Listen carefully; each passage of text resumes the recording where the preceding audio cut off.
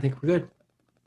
Good evening, everybody. Thank you for joining us for tonight's Parent Press. I'm Kenyatta Garrett, principal at Jolliffe. I've got my video off just to hopefully keep at bay tech issues. But I also have our administrative team is here tonight, so I'll let them introduce themselves. Hi there, I'm Miss Taylor, 6th grade administrator. Hello, everyone. Andrew Hoffer, 7th grade assistant principal. And I'm Stephanie Horton. I am the 8th grade assistant principal. I also see that we have a couple of our great school counselors here tonight, and I will let them introduce themselves.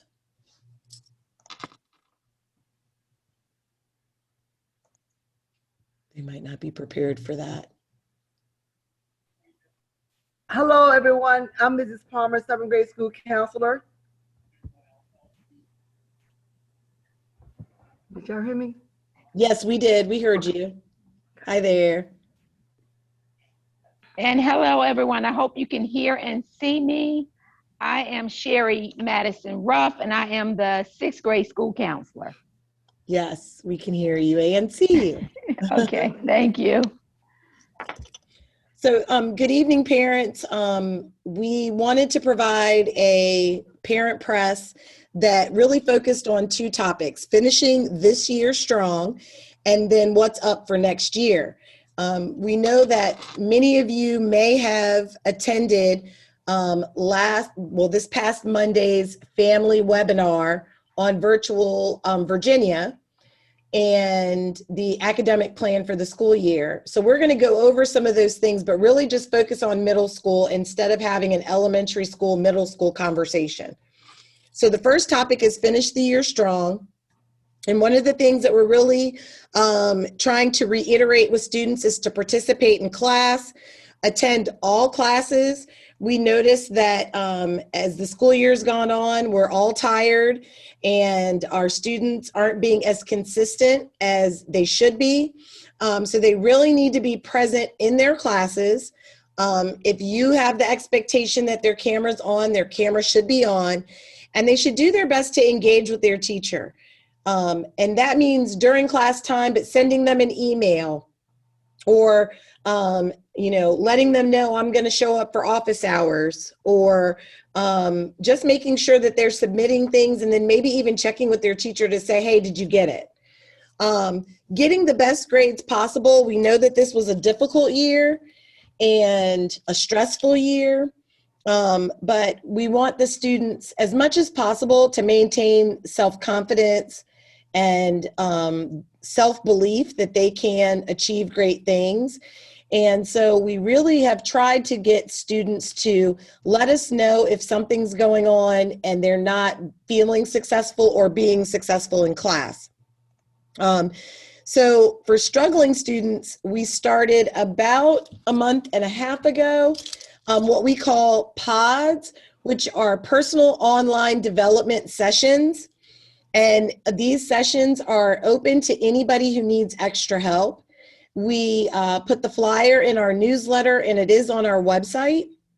We have a variety of subjects offered at a variety of times, and all students or parents have to do is check out that flyer.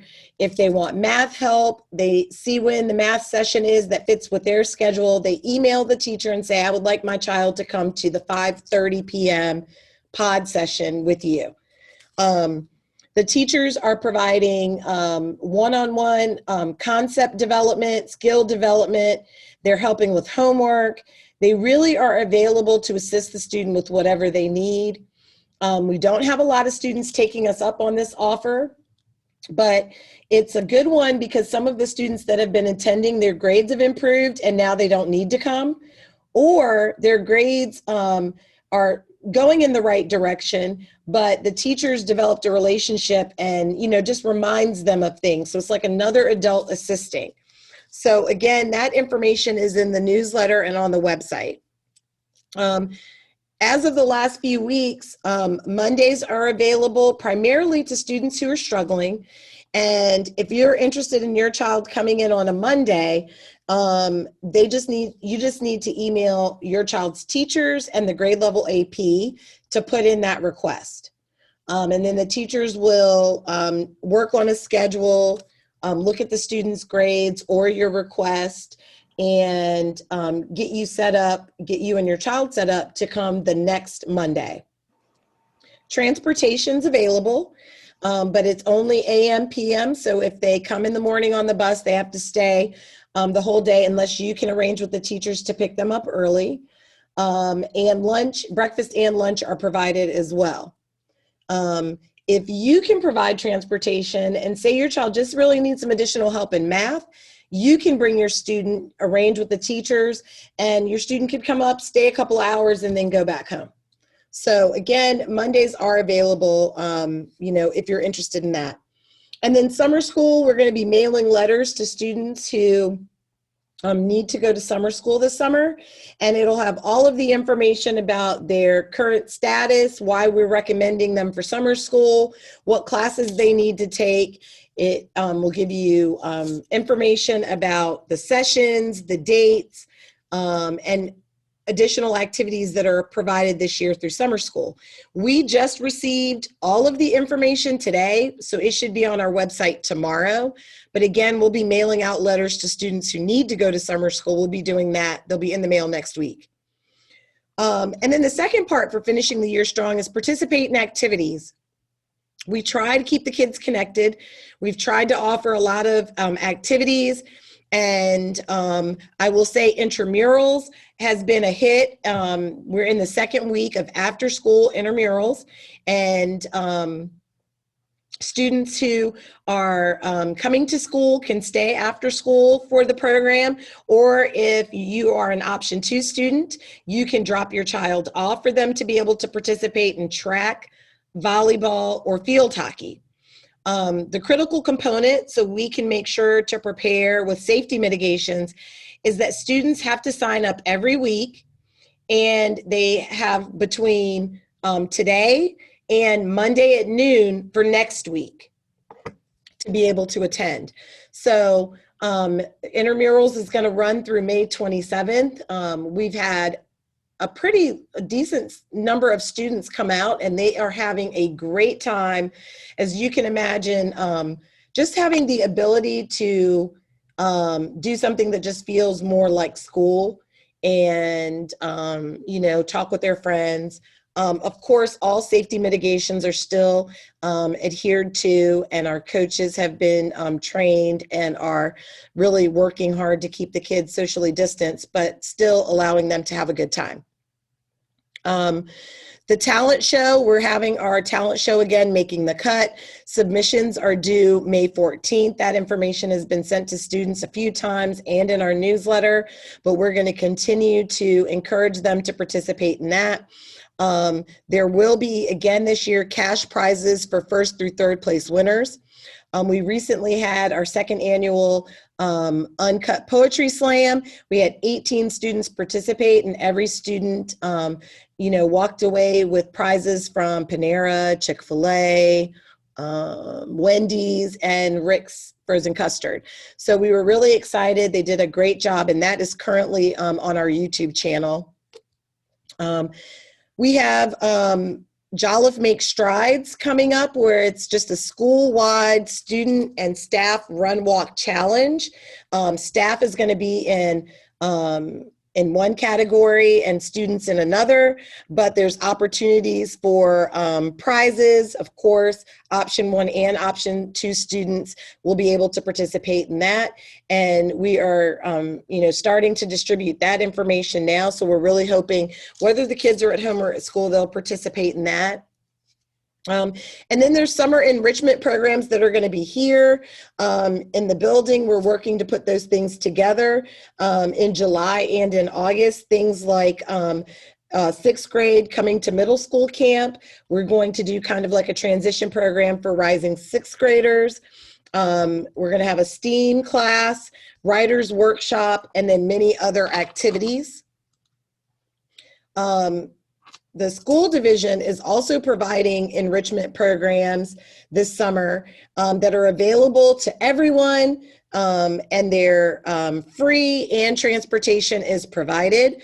I will say that the space is limited. So if your child is interested in any of these opportunities, you should register right away. And this is part of what will be available on our website tomorrow. And it's also going to go in the main newsletter, which we'll be sending out this weekend. Things like Girls Who Code, there's going to be a culinary experience, and then Code Beats. So they've got a lot of opportunities to try and engage students and get them back into the framework of being in school. All of those opportunities, summer school and the enrichment opportunities, are on site at Oscar Smith High School. So here we go with the academic plan for what's up for next year.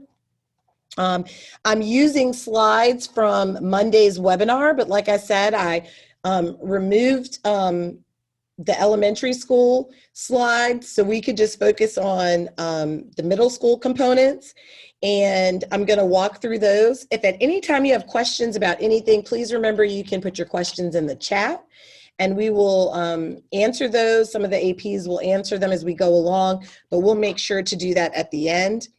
So next year, the primary mode of instruction for all grade levels in Chesapeake Public Schools will be full-time in-person learning, 5 days a week, and one-to-one devices will remain in place. So students will turn in their Chromebooks at the end of the year, but they will be reissued at the beginning of the year.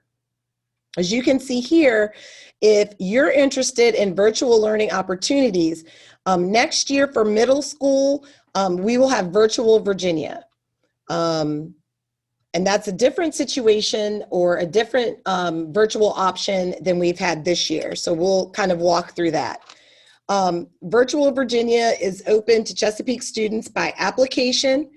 And if approved, you are able to begin the registration process for Virtual Virginia. And the school division is paying the fee that's normally incurred, but for next year, they will be paying for Virtual Virginia. It's a full-time program, and all of your classes are provided through Virtual Virginia, but students are still connected to Jolliffe. So for athletics, for practice, for clubs, for talent show, they're still connected to their home school. The program is operated by the VDOE. So again, Chesapeake is not in charge of or directs any components of Virtual Virginia. Teachers come from across the state, and students come from across the state. So you have a truly, statewide school as well as student body. Some critical components to note is, one being that Virtual Virginia starts earlier than we do. Courses will begin August 24th. And we will have a staff member in the building that will serve as the Virtual Virginia mentor. And this person will assist students and parents with questions as it pertains to our partnership with Virtual Virginia. None of us have been deeply trained in Virtual Virginia. So in some instances, our administrative team or our counseling department, we're going to have to give you a contact either downtown Chesapeake or at Virtual Virginia to maybe answer some detailed questions. Because for a lot of us, it's our first experience with Virtual Virginia. And especially in this close, with an opportunity where a student's entire schedule is going to be there. As a high school assistant principal, I was familiar with Virtual Virginia only when a class that we didn't offer, a student was like, I really would like to take Chinese. Well, we didn't have that, and so the student would sign up for one class. But this is a very different opportunity where students will have their entire educational program conducted through Virtual Virginia. Their curriculum is the same as the VDOE's. Again, the VDOE runs Virtual Virginia, and they manage textbooks and make technology decisions. So again, Virtual Virginia is this opportunity to just have that virtual experience with the support of Chesapeake Public Schools. If your child needs a Chromebook or a hotspot, we can definitely provide that opportunity. But the classes, as you see here, the offerings are all available through Virtual Virginia.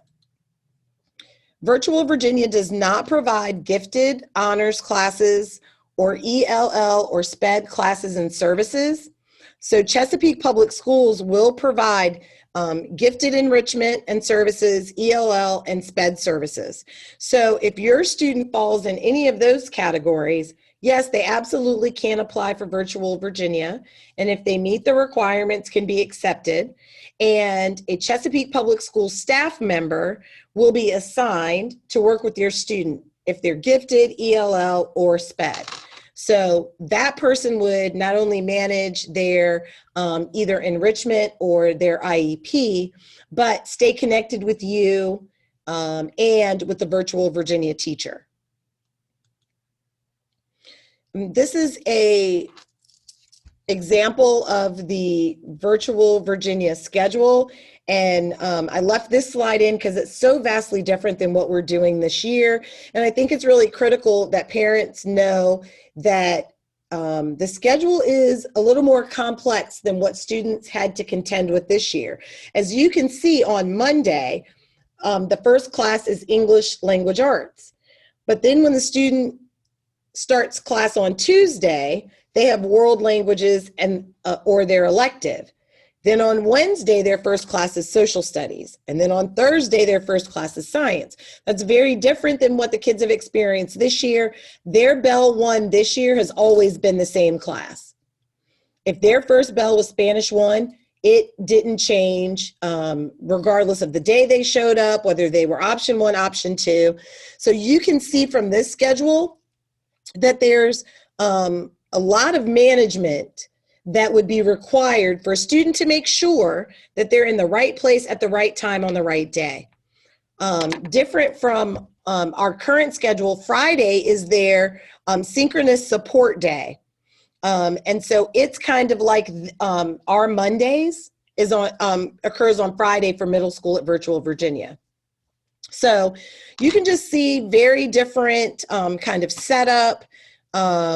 The classes are a little longer, and you can kind of see how electives occur throughout the different days and schedule. So it definitely will take a bit of time to just, wrap your head around, are we as a family ready to make sure we manage this piece of a schedule that really kind of ebbs and flows? Not that it's impossible to get used to and figure out, but it is very different, and we wanted to make sure we pointed out some of those differences. Middle school requirement students must meet all course prerequisites and sequencing as required by our school division in Virtual Virginia. They're going to have 6 hours of synchronous participation, that's that live class, required 4 days a week, Monday through Thursday. The sync sessions are recorded, and any student that can attend, the recordings will be posted in their learning management system. And here's another difference. Their learning management system is Canvas. Our learning management system is Schoology. So our kids have spent, the entire year getting used to Schoology, and Canvas is very similar.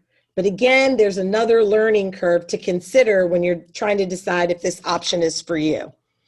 All students are responsible for the content presented during the synchronous sessions. So it's definitely a different feel. Cameras have to be on, as you can see by one of the bullets. Fridays dedicated to synchronous one-on-one or small group instruction. And if a student is asked to attend a small group session, they're expected to be there. Additional asynchronous assignments occur throughout the week. So a strong program, but just different.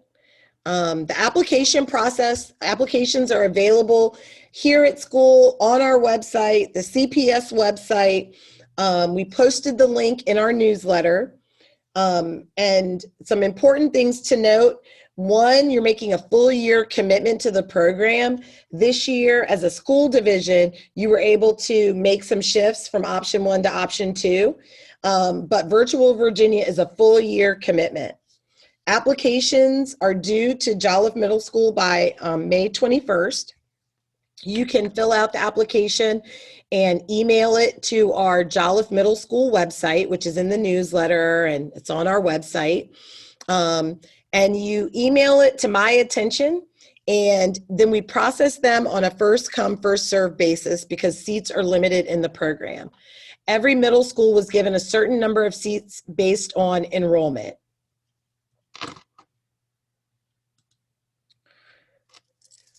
So the applications for the full-time Virtual Virginia program will be evaluated using the criteria below. There's 3 critical points. The student must meet the academic course requirements by earning passing grades in all core courses this school year for quarters 1 through 3. The student must exhibit adequate attendance by having 18 or fewer daily absences for this school year. And then the student must be eligible for Virtual Virginia course offerings as determined by the student's course of study. So the critical component and the reason for these requirements, that Virtual Virginia can be challenging because even though it's Monday through Thursday and you have these live sessions with the teachers and the opportunity on Friday, quite a bit of work and responsibility is placed on the student to turn in assignments, to be present, to be engaged. In the Virtual Virginia program, since teachers come from across the state, it's very likely that your math teacher will have requirements that your English teacher does not, because they teach in different parts of the state. They don't really know each other. They're not necessarily collaborating. So, you know, grading has this a similar process in Virtual Virginia.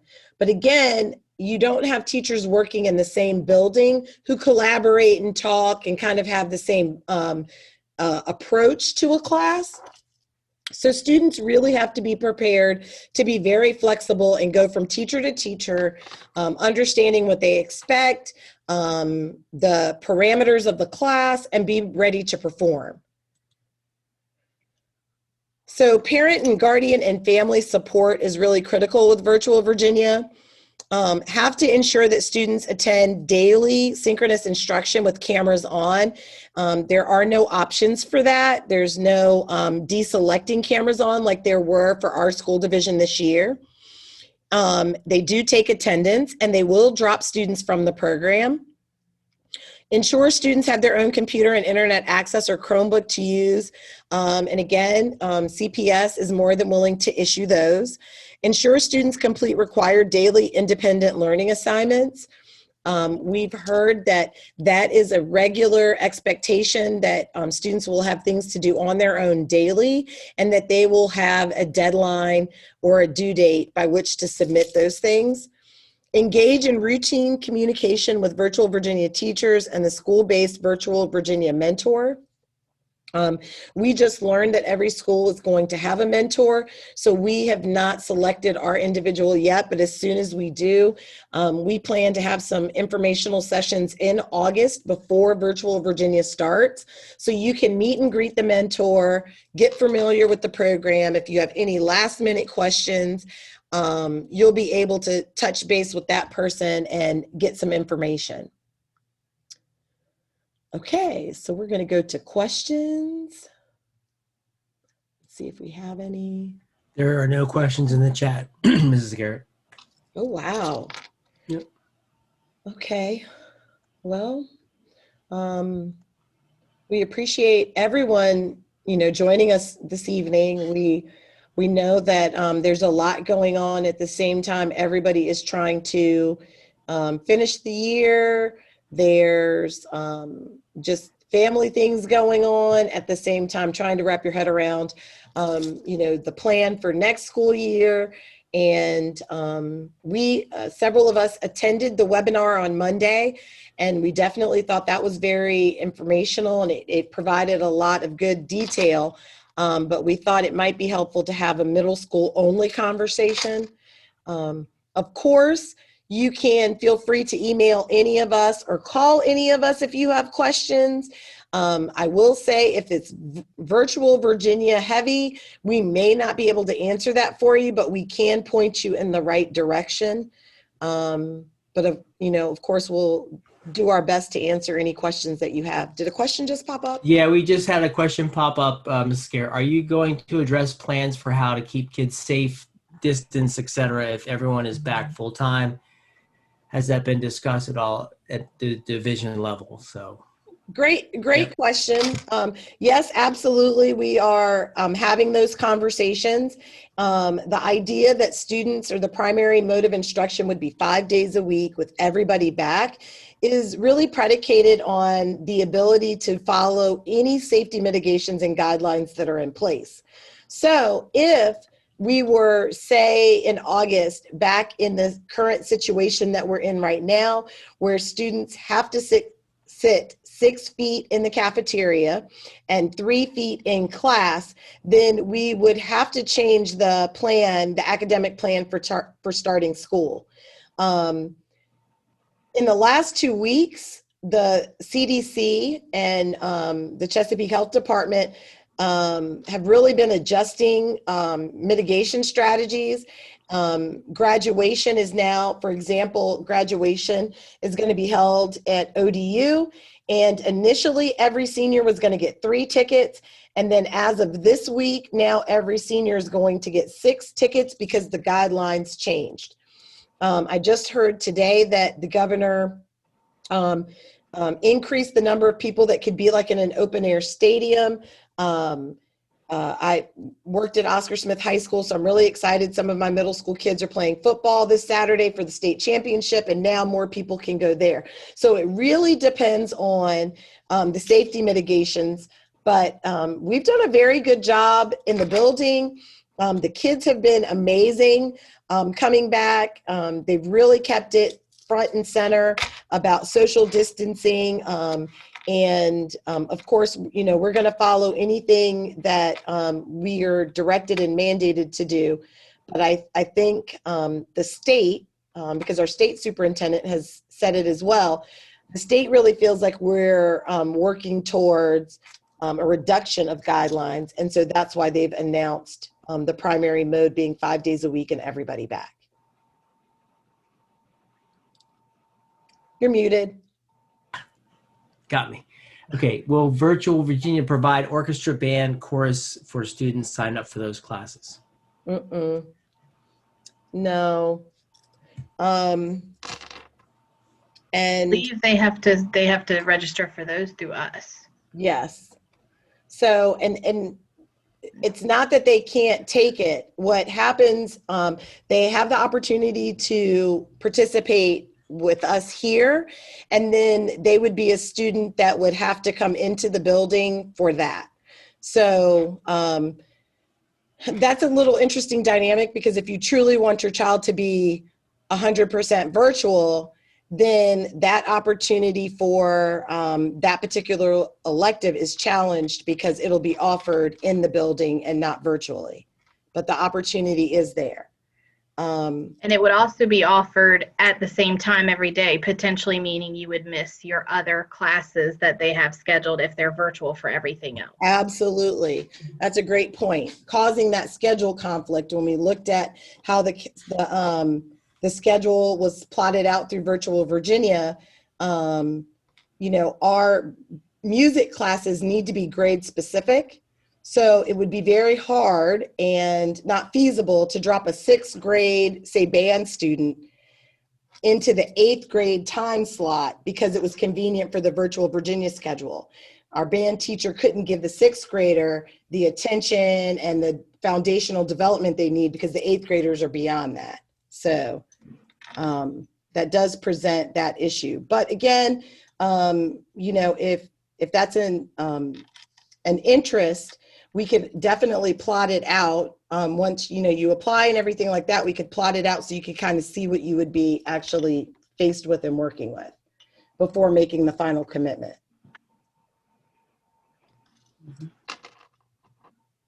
And that's all the questions I see.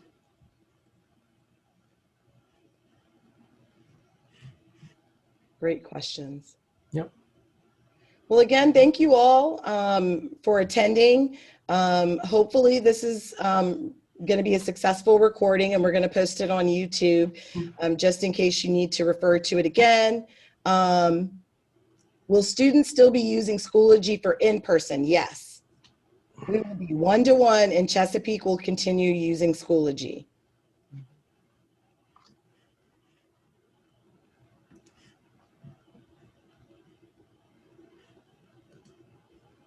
So again, we'll post a link in our newsletter as well, just in case you want to reference that. We appreciate you all's support, and have a good evening.